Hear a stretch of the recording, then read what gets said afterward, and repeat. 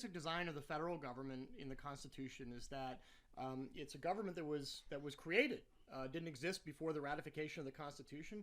It was created, and therefore we got to define what its powers are. We get to delegate to the federal government its powers. And the framers of the Constitution went to some lengths to make clear that the federal government that they were proposing to create, and that would be created by the ratification of the Constitution, be one of delegated and therefore limited powers. And they are all described in Article 1, Section 8 of the Constitution, which you can read in about 30 seconds.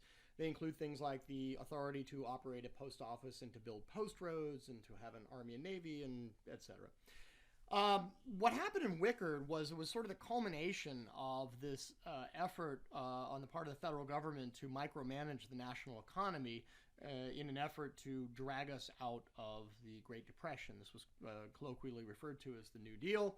And essentially what it boiled down to was a conviction on the part of a number of politicians that a bunch of bureaucrats in Washington had enough information and good intentions to essentially set production quotas and prices and other aspects of the economy to get everything functioning just right. And one of the conceits that they had was that somewhere in Washington, D.C. was a bureaucrat who knew the exact correct amount of wheat for the farmers of America to grow. And so every wheat farmer in America, including an Ohio farmer named Roscoe Filburn, got a quota of the amount of wheat they could grow every year that was the right amount of wheat for that farm to produce. And wouldn't you know it, old Roscoe decided that he would ignore that order from Washington, D.C. and grow as much wheat as he pleased, which he then used to feed primarily his livestock, but also may have made some bread for his family.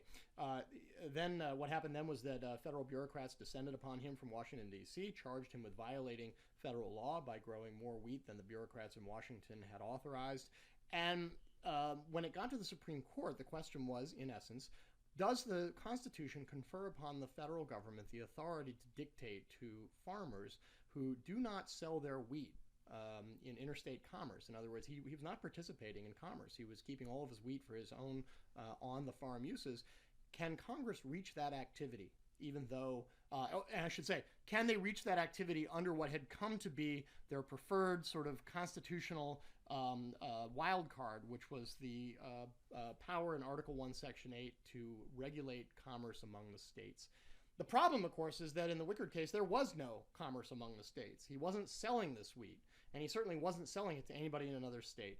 And what the Supreme Court did was it bent over backwards, and it came up with something called the aggregation doctrine. And what that means very simply is that if you aggregate the conduct of this particular individual across all farms in the United States, could you say that that would have an effect on the interstate wheat market? In other words, if all of the farmers in America withheld their production from the interstate wheat market, could that be seen as having an effect on interstate commerce? And the answer, of course, was yes, because there's not a single human activity under the sun that, when sufficiently aggregated, would not have plausibly an effect on commerce. And that became the hook that the federal government used to regulate the growing of wheat. I should say the purely local and non-commercial growing of wheat on a farm in Ohio. And at that point, of course, it was Annie bar the door. And there have only been 2 or arguably 3, depending on how you count, exercises of federal power since then. That was 1942. So in the last 80 years, there have only been 2 exercises or arguably 3 federal power that have ever flunked that test, this sort of aggregation test for interstate commerce.